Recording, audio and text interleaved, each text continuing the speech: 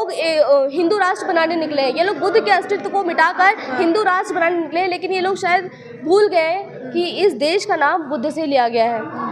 अगर बुद्धिस्ट धरोहरों पर संकट आ रहा है, आज अगर ये लोग हमारी धरोहर को मिटाने का प्रयास कर रहे हैं, तो याद रहे कि हम कल हमारे और बिहारों की मांग करेंगे।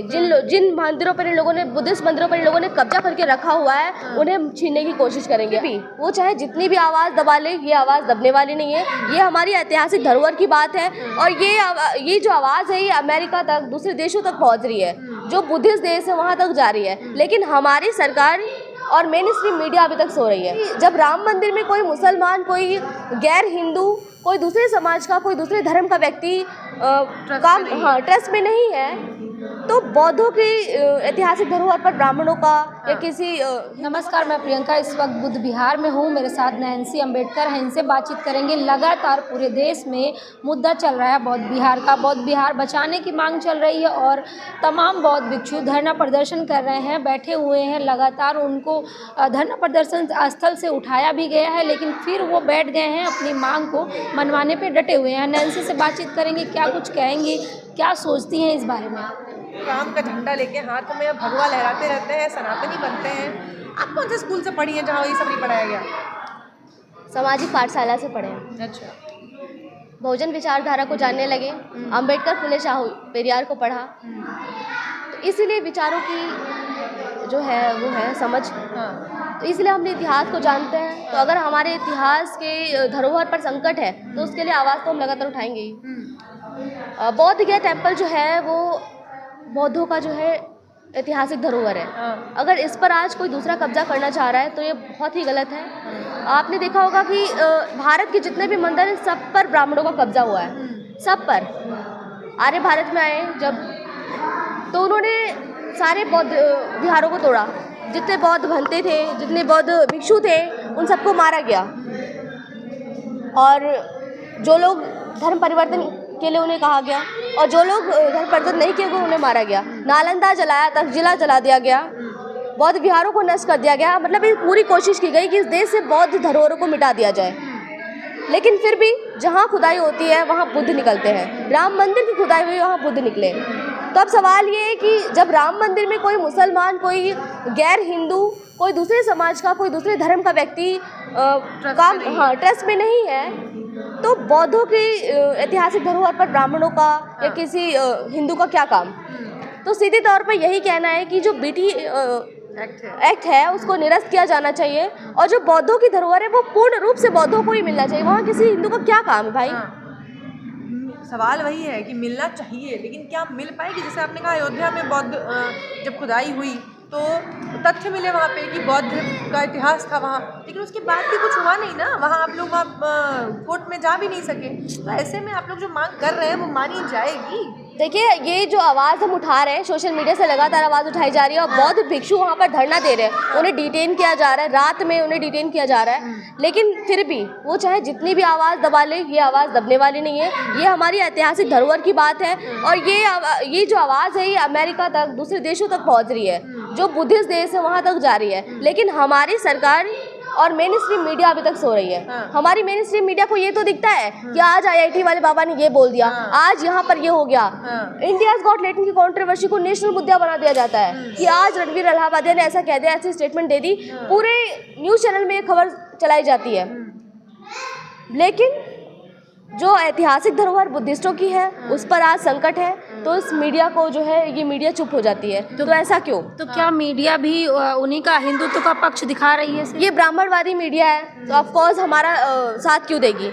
ये ब्राह्मणवादी मीडिया हमारी हक और अधिकार की आवाज़ नहीं उठाता है। अभी जो मथुरा में कांड हुआ, उसकी आवाज़ भी कहीं नहीं उठाई गई, और जो बौद्धों के साथ हो रहा है उसकी आवाज़ भी नहीं उठाई जा रही है। तो सोशल मीडिया ही हमारा हथियार है, हमें इसी से आवाज़ उठानी है, और जो बुद्धिस्टों की जो धरोहर नष्ट की जा रही है उसके लिए हमें आवाज़ बनना है। मोदी जी को बड़ा पसंद करते हैं देश के युवा, और मोदी जी कहीं भी जाएं तो बुद्ध उनके साथ आ ही जाते हैं कि देखिए बुद्ध के देश से आए हैं। बुद्ध के बिना उनको सम्मान ही नहीं मिलेगा ना। अच्छा, बुद्ध के बिना देश में आप कहीं भी चले जाओ आपको सम्मान नहीं मिलेगा। आप किसी भी देश में जाओ आप यही कहोगे सर हम बुद्ध की धरती से आए हैं, हम बुद्ध के भारत से आए हैं। अगर आप जाते हो तो आप क्यों नहीं अपने धर्म का नाम लेते हो, हम इस धर्म के लोग हैं, हम हमारे धर्म के भगवान ये हैं, हम उस धर्म से आए हैं। क्यों आप बुद्ध का सहारा लेते हो? नीता अंबानी जाती हैं तो कहती है मैं बुद्ध की धरती से आई हूँ। कोई भी बिजनेसमैन, कोई भी व्यक्ति, कोई पॉलिटिकल आदमी अगर वो फॉरेन कंट्री में जाता है तो यही कहता है कि मैं बुद्ध की धरती से आया हूँ। लेकिन बुद्ध की धरती पे ही, भारत में ही बुद्ध का सम्मान नहीं होना, ये कैसे देखते हैं? सच्चाई कुछ और है। जो लोग कहते हैं कि मैं बुद्ध की धरती से आया हूँ, लेकिन वही लोग जब देश में आते हैं तो बुद्ध की धरोहर को मिटाने का प्रयास करते हैं। वो लोग प्रयास करते हैं कि बुद्ध के अस्तित्व को पूरी तरीके से मिटा दिया जाए। क्यों मिटाने का प्रयास करते हैं? इतना डर किस बात का है? इतना डर इस बात का है क्योंकि अगर हमारे लोग बुद्धिस्ट माइंडसेट को अपना लेंगे तो इनका तो धंधा बंद हो जाएगा। क्योंकि धर्म का धंधा जो चला रहे हैं लोग, सबसे ज्यादा लोग कौन जाते हैं मंदिरों में? SC ST OBC। और उनकी धर्म की दुकान तो हमारे लोगों से चलती है, हमारे लोगों की दान दक्षिणा पे चलती है ना, तो वो तो बंद हो जाएगी। इस बात का सबसे ज्यादा डर उन लोगों में भरा हुआ है। तो आपकी अपनों से ही है ना। यहाँ ब्राह्मणवाद और वो जो पुजारी वहाँ बैठे हैं, जो 5 पांडव बना के बैठे हैं, वो पुजारी अकेले थोड़ी चला रहा है। देखिए वहाँ पर समाज आपका ही आ रहा है। कौन सा समाज हमारा आ रहा है? देखिए वो हमारे समाज की आड़ में हमारे समाज की आड़ में लगातार ब्राह्मणवादी विचारधारा को, अगर हमारे समाज का आदमी होता तो ये बुद्ध को 5 पांडव कुंती क्यों बताता? वो तो लगातार हम सबको दिख रहा है, कोई भी देख लेगा कि बुद्ध की मूर्तियां हैं। उन्हें लगातार उनका दुकान तो इसी चल रहा है, OBC समाज चला रहा है, बिल्कुल बहुजन समाज चला रहा है। लेकिन जो है तो आपकी लड़ाई किसके खिलाफ है? हमारी लड़ाई वो एक वहाँ जो महंत बैठे हैं उनके खिलाफ कि जो वहाँ जाके चंदा चढ़ा रहे हैं आपके समाज के लोगों के खिलाफ? हमारी लड़ाई ब्राह्मणवादी विचारधारा के खिलाफ है। हम चाहते हैं कि इस देश से ब्राह्मणवादी विचारधारा समाप्त हो जाए, क्योंकि सबसे ज्यादा नफरत कोई जो फैला रहा है वो यही लोग हैं। लेकिन इंसाफ कैसे मिलेगा? टॉप पे कहा जाता है कि ब्राह्मणवाद, मनुवाद बैठा हुआ है, चाहे जुडिशरी हो, चाहे आप कोर्ट की बात, न्यायालय की बात करें, तो ऐसे में इंसाफ की गुंजाइश कहाँ है? शांतिपूर्ण आंदोलन चल रहा है और हम उम्मीद में हैं कि हमें न्याय मिले, और पूरी कोशिश ये है कि बुद्ध गया को बचाना है, चाहे हमारी जान भी क्यों न चली जाए। लगातार बुद्धिस्ट लोग वहाँ पर धरना दे रहे हैं। आंदोलन कह रहे हो, फिर कह रहे हो जान भी चली जाए। तो वो अनशन कर रहे हैं, वो भूख हड़ताल कर रहे हैं। ऑफ कोर्स सी बात है, कई लोगों को तो हॉस्पिटल लेके जाया गया है, तो उनकी जान तो जाएगी ना। अब सवाल ये, सरकार सो रही है क्या? प्रशासन को, सरकार को उनकी जान की कोई परवाह नहीं है। इतने दिन हो गए वो लोग आमरण अनशन पर बैठे हुए हैं, आखिर क्यों? किसी को उनकी जान की परवाह नहीं है। सरकार निकम्मी है, सरकार सो रही है। बिहार में BJP के ही समर्थन से सरकार चल रही है, NDA सरकार चल रही है, तो क्या नीतीश के कान पे जू नहीं रेंग रहा है कि बहुत गया में? प्रधानमंत्री वहाँ पहुंचे थे बिहार में। नीतीश सरकार तो मोदी के इशारे पे चल रहे हैं ना, तो वो उन्हीं के लिए काम। प्रधानमंत्री पहुंचे थे, JP नड्डा गए, अब वहाँ शुरू हो चुका है सिलसिला बड़े बड़े राजनेताओं के पहुंचने का। थोड़ी ही दूर में बहुत गया है, बिक्कू बैठे हैं, कोई जाएगा वहाँ? कोई राजनेता जाएगा?